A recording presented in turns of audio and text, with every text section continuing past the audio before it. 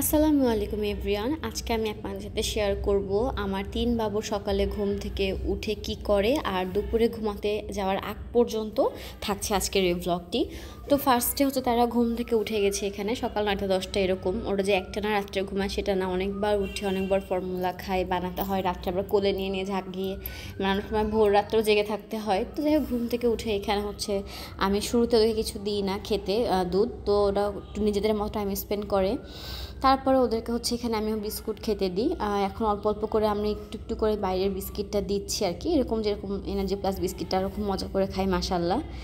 আর যেহেতু এখন ওদের দাঁতটাও হচ্ছে সুন্দর করে কুটরো কুটরো করে খায়, দেখতেও ভালো লাগে। আর ঘুম থেকে উঠে কিন্তু তারা হচ্ছে পটি করে, কখনো ১ ঘন্টা আধা ঘন্টা গ্যাপ দিয়ে করে। ওরা হচ্ছে সকালে একবার করবে, আর হয় সন্ধ্যাবেলা না তো রাত্রে ঘুমাতে যাওয়ার আগে, এই দুইটা টাইমের মধ্যে তারা হচ্ছে পটিটা করে আর কি। তো এখানে হচ্ছে ওদেরকে বিস্কুট খেতে দিব আমি, আর এখন কিছু করবো না, ওরা একটু ওদের মতো করে টাইম স্পেন্ড করবে। এই ঘরটার মধ্যে তারা খেলবে আর হচ্ছে বের হবে।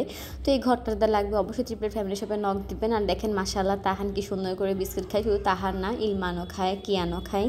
যত বড় হচ্ছে তারা তো বেশি দুষ্ট হচ্ছে আর কি। আর এখন যে ভ্যাপসা গরম পড়েছে, আমি ওদেরকে সবসময় ২৭ থেকে ২৮ ডিগ্রির মধ্যে সেলসিয়াসের মধ্যে আর কি রাখি। ওরা একদম গরম সহ্য করতে পারে না, তাই ওদেরকে আমি সবসময় এসির মধ্যেই রাখি, যেহেতু প্যাম্পার্সও পরে থাকে। তো খাওয়া দাওয়া শেষ করে ওদেরকে একটু বারান্দায় ছেড়ে দিই, তারা নিজেদের মতো করে একটু খেলাধুলা করে, বাইরের আলো বাতাসটাও গায়ে লাগে। কারণ সবসময় ঘরে থাকতে থাকতে কিন্তু বাচ্চারা বোর হয়, সাথে আমরা বড়রাও কিন্তু বোর হয়ে যাই। যেহেতু আমার রুমের সাথে ছোট্ট একটা বারান্দা আছে, তাই ওদেরকে আমি বারান্দাতে একটু খেলার জন্য দিই। তারা এখানে সুন্দর মতো খেলাধুলা করে, আবার দুষ্টামিও করে।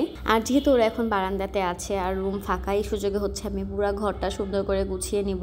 কারণ ওরা থাকাকালীন সময় আমি একদম বিছানা গুছাতে পারি না, খুবই ঝামেলা করে, এলোমেলোটা ওটা টান দেয়। তো এগুলো করতে করতে প্রায় ওদের গোসলের সময় হয়ে গেছে। যেহেতু ওরা বেলা করে উঠে, আর বেশি দেরি করবো না, বাচ্চাদেরকে ১২টা থেকে ১২:৩০ মধ্যে গোসল করিয়ে দেওয়াটাই ভালো। তো আমি এখানে গামছা, তারপর ওদের জামা যেটা সামনে পেয়েছি ওটা নিয়ে এসেছি, আরেকটা আছে সেটা বের করতে হবে। তার মধ্যে হচ্ছে এখানে আমি ফিডার ধুবো। আর অনেকে কী করে, ফিডারটা সিদ্ধ দেয়, পুরো হাঁড়িতে দিয়ে চুলার পর বসে দেয়। এটা কিন্তু একদমই রং প্রসেস, কারণ প্লাস্টিক কখনোই সিদ্ধ করতে হয় না। তো আমি কি করি, আমি ফিডারটা ভালো করে ক্লিন করে গরম পানির মধ্যে একটা গামলাতে আমি ১০ থেকে ১৫ মিনিট আমি ডুবাই রাখি, নিপিল থেকে শুরু করে সব কিছু। আর আমি তো এক সপ্তাহ পর পর নিপিলটাও চেঞ্জ করে দিই। তো আমার ফিডার এখানে ধোয়া কমপ্লিট হয়ে গেছে, এখানে আমি ফিডারটা রেখে দিব। তারপরে ওদেরকে একটু গান ছেড়ে দিয়েছিলাম, তারা একটু গান দেখছিল। আর এই যে পানি ঝরাতে দিয়ে দিয়েছি ফিডারগুলা গরম পানি থেকে তুলে। এবার হচ্ছে গোসলের জন্য ড্রেস বের করবো, যেহেতু একটা ফতুয়া শর্ট ছিল, তাই ওদের জন্য একটা ফতুয়া এখান থেকে বের করে নিলাম। আর এই ড্রয়ারটা যতবারই গোছায় না কেন, ঠিক ২ থেকে ৩ দিন পর আবার সে এলোমেলো হয়ে যায়, কারণ পর দিন ৩-৪ বেলা করে ড্রেস পাল্টাতে হয়। আর ওদের সামনে কি কিছু খোলা যায়, ড্রয়ারটা খুললেও আটকাতে যাওয়ার সময় যে এখানে ওখানে চিপাই চুপাই হাত ঢুকায় দেয়, খুব দেখে শুনে আটকাতে হয় আর কি। যেহেতু ছোটো মানুষ, সব কিছুতে কিউরিওসিটি বেশি, তাদের আগ্রহ যে কি আছে। এটা খুবই একটা ভালো দিক যে বাচ্চারা সব কিছুতে আগ্রহ দেখাচ্ছে। কিন্তু আমরা বড়রা মাঝে মাঝে আর কি বিরক্ত হয়ে যায়, কারণ আমরা খুব কাজের মধ্যে প্রেশারে থাকি। তো ওদের গোসল করানো এখানে কমপ্লিট, কেমন লাগছে অবশ্যই কমেন্ট করে জানাবেন। তখন আর ক্লিপ নিতে পারিনি, এখানে আমার জায়ের ছেলে চলে এসে তাদের সাথে খেলতে। আর ওরা গোসল খুব এনজয় করে, যেটা আপনারা এর আগে অনেক ভিডিওতে দেখেছেন, যে তারা গোসলের নাম শুনলে একদম জামা কাপড় নিয়ে রেডি হয়ে যায়।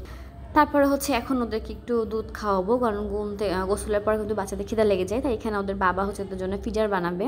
আর আমি অনেক জায়গাতে দেখেছি, অনেক নিউজেও দেখেছি যে দুধ বাঁচানোর জন্য অনেক গার্ডিয়ানরা হচ্ছে আপনারা দুধ একটু কম করে দেন, যেখানে ৩ চামচ দেওয়ার নিয়ম সেখানে আপনারা ১ চামচ ২ চামচ এরকমও দেয় অনেকে।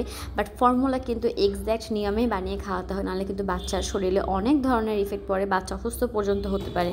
তাই প্লিজ যারা হচ্ছে বাচ্চাদেরকে ফর্মুলা খাওয়ান, তারা সঠিক প্রসেসটা জেনে তারপরে বাচ্চাকে দুধটা বানিয়ে খাওয়াবেন। আর অবশ্যই কুসুম গরম পানিতে দুধটা খাওয়াবেন। তারপর ওদেরকে দুপুরে খাওয়া দাওয়া করে ঘুম পাড়ায় দিব, যেহেতু একা হাতে সব কিছু ভিডিও করা। আর খাওয়ানোর সময় দুপুরে খুব ঝামেলা হয়ে গেছিলো, ওরা খুব খিদা লেগে গেছিলো, জ্বালাচ্ছিল, তাই দুপুরে ক্লিপ নিতে পারিনি। যে এখানে ওদেরকে দুপুরে খাওয়াই দাওয়াই সুন্দর মতো ঘুম পাড়িয়ে দিয়েছি।